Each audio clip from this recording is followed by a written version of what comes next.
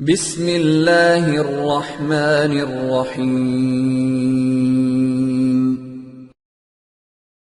آپ دیکھیں کہ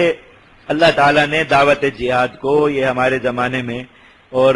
جب بھی آگے بیٹھ کر بعد کے زمانے کے آنے والا کوئی بھی شخص انصاف سے یہ فیصلہ کرے گا، اللہ تعالیٰ نے دعوت جہاد کا جو کام جیش سے لیا،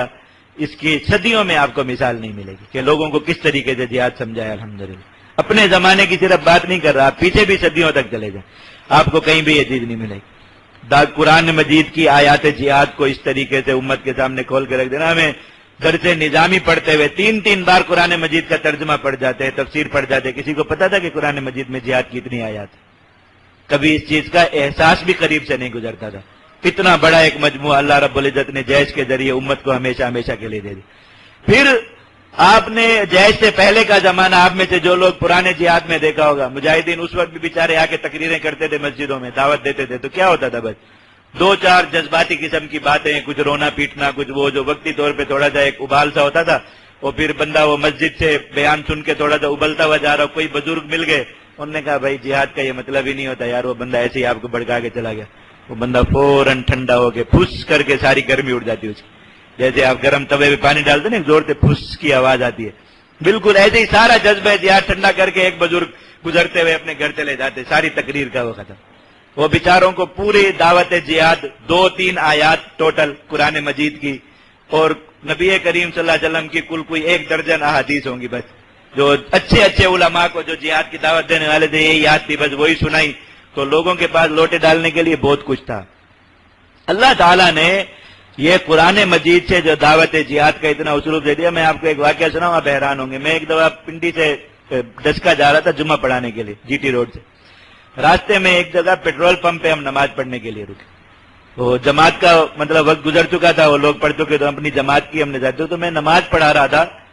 وہ مجھے پیچھے سے آواز آ رہی نماز کے اندر، ایک بندہ کسی سے بحث کر رہا تھا، مشکل ترین آیت ہے یہ دورہ تفسیر آیات جہاد کی، جو لوگوں کو بہت مشکل سمجھ میں آتی ہے، کنتم خیر امت اخرجت للناس کی، کہ اس سے جہاد کی فرضیت کس طرح ثابت کی امام سرخسی رحمۃ اللہ علیہ، بہت مغلق مسئلہ ہے، اور ذرا بہت تفصیل بیان کرنے سے ہی جو ہے وہ سمجھ میں آتا ہے۔ اتنے بہترین انداز میں کوئی بندہ دوسرے کو وہ سوال کر رہا تھا، اور وہ اس کو جواب میں اس سے کر رہا ہو کہ نہیں اس آیت سے جہاد کی فرضیت ثابت ہو رہی، وہ کر رہا۔ اب مجھے نماز میں ہی اب ذہن پورا اس طرح نماز میں، تو میں یہ سوچ رہا تھا کہ شاید کوئی طالب علم ہوگا یا کوئی عالم دین ہوگا یا کوئی ایسا شخص ہوگا جو مطلب کوئی اہل علم ہے جو اس کو یہ بات سمجھا رہے۔ میں نے سلام پھیر کے دیکھا، آپ حیران ہو، جو اس پہ CNG اسٹیشن پہ ورک شاپ تھی گاڑیاں درست کرنے کی، اس ورک شاپ کا ملازم تھا، وہی تیل میں پورے جیسے یہ ورک شاپ پہ کام کرنے والوں کے کپڑے سر سے لے کر پاؤں تک تیل میں چپڑے ہوئے ہوتے بالکل اس طرح، اور وہ بیٹھ کے اس کو اتنے ماہرانہ انداز میں سمجھا رہا۔ تو میں نماز ختم کر کے اس کے قریب ہوا، میں نے اس کو سلام کیا، میں نے کہا یار یہ آپ کہاں سے یہ بات وہ کر رہے ہو، یہ